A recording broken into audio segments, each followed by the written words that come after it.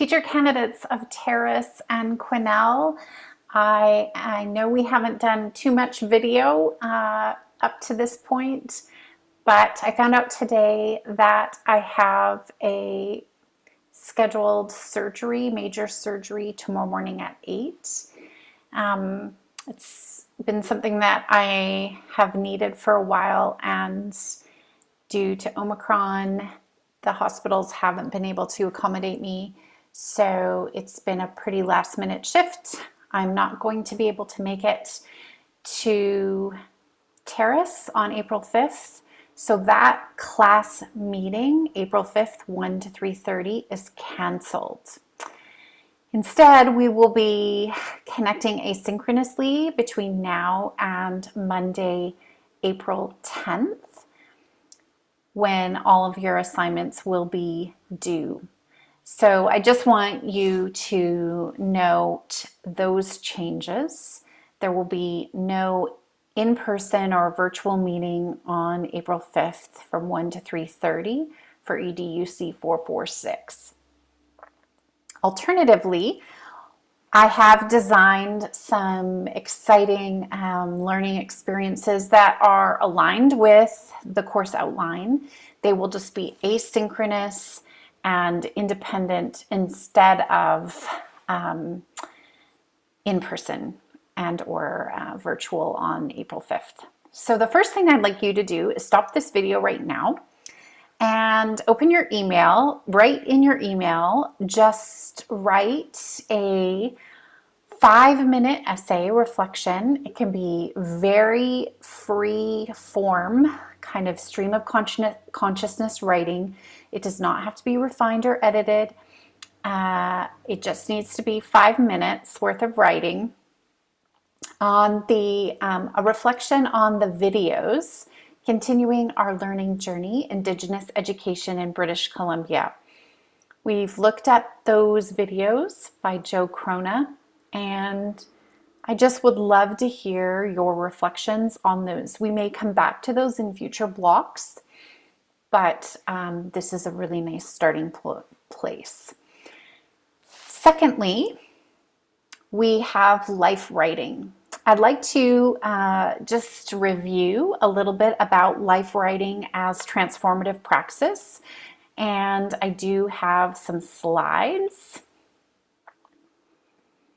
So these videos are in Blackboard, just to go back to that for a second.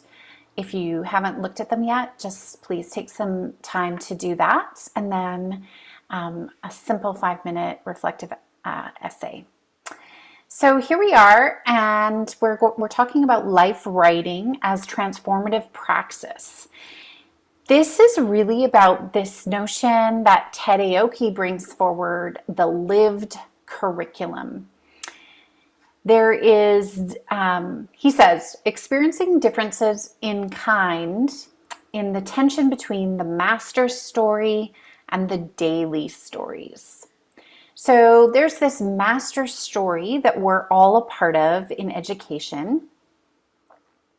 And then there's these daily stories, the times when we are actually going out onto the land, and we'll talk about that in a minute in the signature pedagogy. But this master story of truth and reconciliation, of allyship, of connecting in dignifying ways based on the 9 R's and our First Peoples Principles of Learning. These are the master stories. And there is this daily story that we're going to capture in our life writing and then connect to the master story. So the lived curriculum is really to experience and recognize the primacy of the invisible or affect in the lived curricula as it comes into being moment to moment in life as life. So I have had the opportunity already, thanks to some of you who have sent your life writing for either term 1 or term 2. Of course, I read all of term 1, but also now in term 2. And you're talking about these invisible dynamics you're putting language to and articulating experiences in ways that might be invisible until you actually make them concrete in the narrative of your life. The same with the affect and the emotional realities of that lived curriculum. So transformative praxis, if we want to think about life writing, the way that we're going to write these stories of our lives, that is life writing as transformative praxis. And transformative praxis by Frere is reflection and action upon the world in order to transform it. And we might even say action and reflection. So there might have been some action that is part of this story, and then this reflection is your storying and restorying it in your life writing, and that is with purpose. The purpose is transformation. So again, go back to your models and make sure that you're integrating your first people's principles of learning, and as well your 9 R's, and of course always the professional standards. We have a little bit of a revised rubric. It's a 1-point rubric for life writing. That's the same as in block 1, and that 1-point rubric is a model for how a 1-point rubric might work in a learning environment.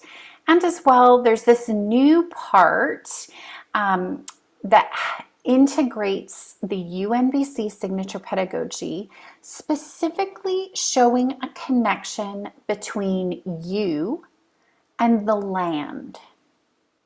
So people, place, and land is the signature pedagogy of Unbc, which is so beautiful.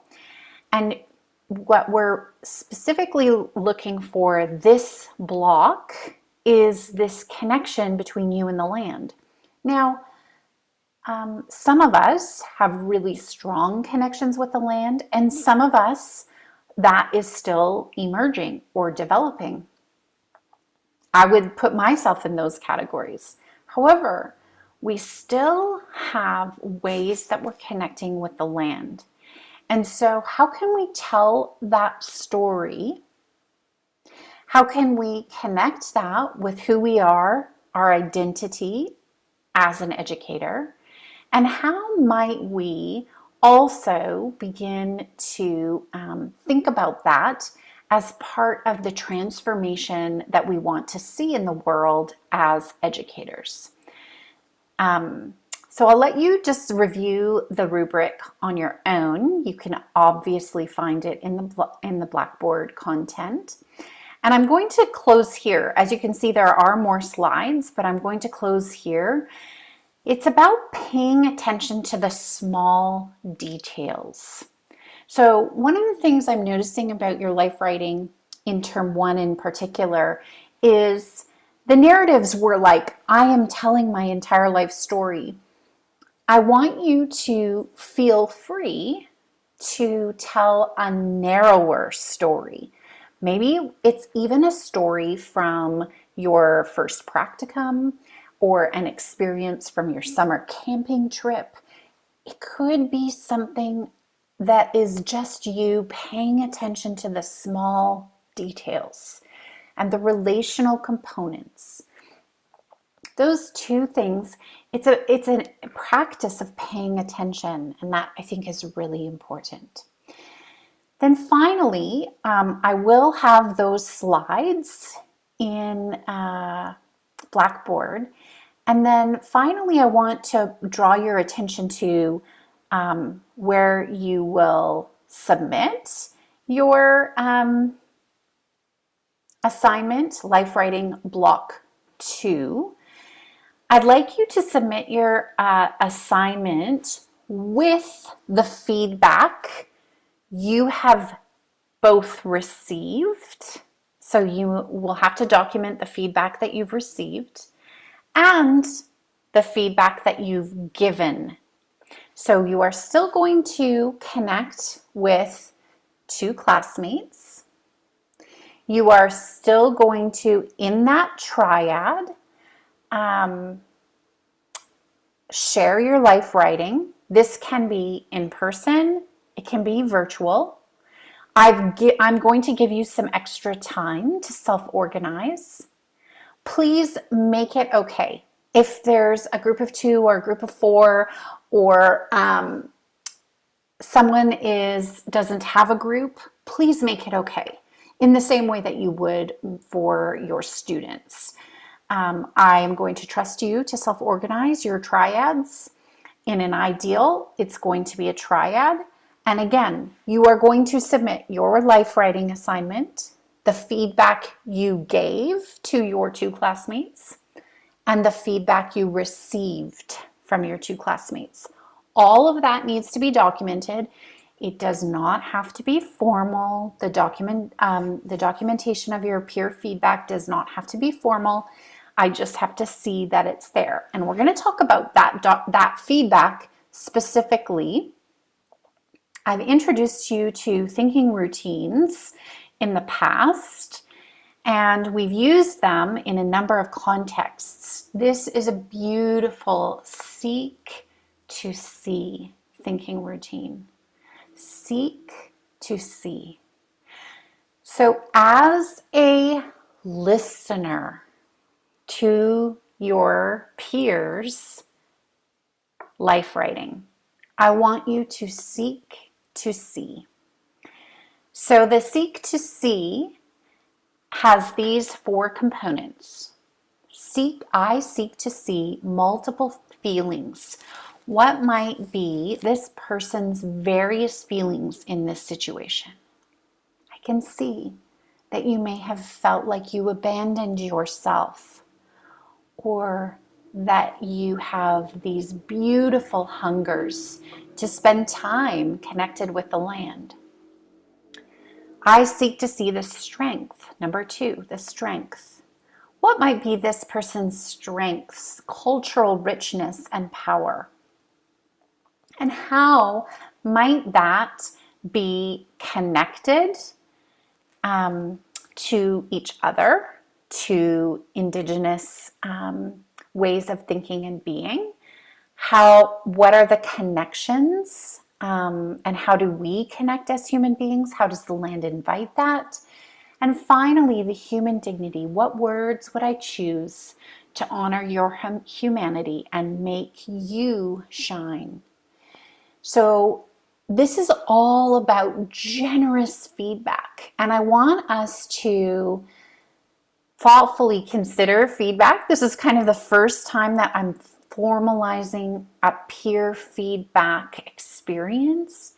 And I'm using this seek to see, which obviously is designed for students in a K-12 context. I'm using this thinking routine as a protocol and a framework by which you will give generous feedback. And let's just read this subheading because I think it's so beautiful. It is a routine to nurture a disposition toward proactive, empathetic perspective taking, destigmatization, and recognition of dignity. Now, if that isn't what we want for every student in every experience and in every peer feedback kind of protocol or routine or connection, that is definitely what we want. So I want you to seek to see your colleagues' work, and you're going to seek to see 2 different life writing assignments. Again, I'd like you to do this in a triad. I'd like it to be either in person or virtual. Please make sure that everyone in your cohort has a group. If it doesn't work out exactly 2 or 4 or whatever, don't worry about it.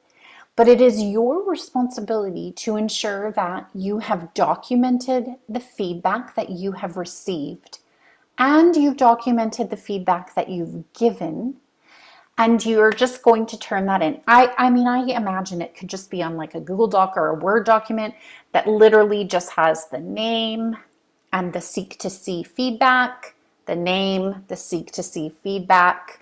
Then for your the feedback that you receive, you might just put I have received the feedback from the name, and then that seek to see feedback, and then the name and the seek to see feedback. So everyone will be documenting what they're offering, and everyone will be documenting what they are receiving, so that it's your package that you are submitting. If you have any questions about this, I have extended this deadline till pardon me, I think I said it incorrectly earlier.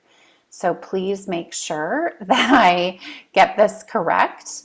And honestly, it's not held in stone, but I want to just make sure that I have the date here. Pardon me.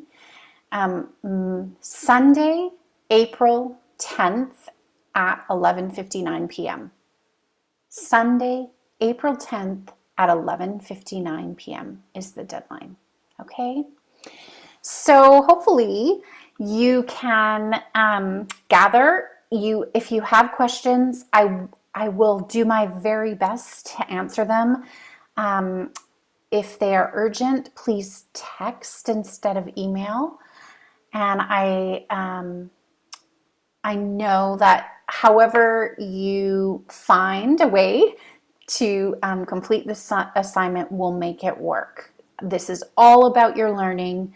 And at this juncture, the learning experience is to gather and share your life writing with one another and give each other generous feedback based on the seek to see thinking routine. Hopefully that goes well for you, and I'm really excited to see you soon. Take care.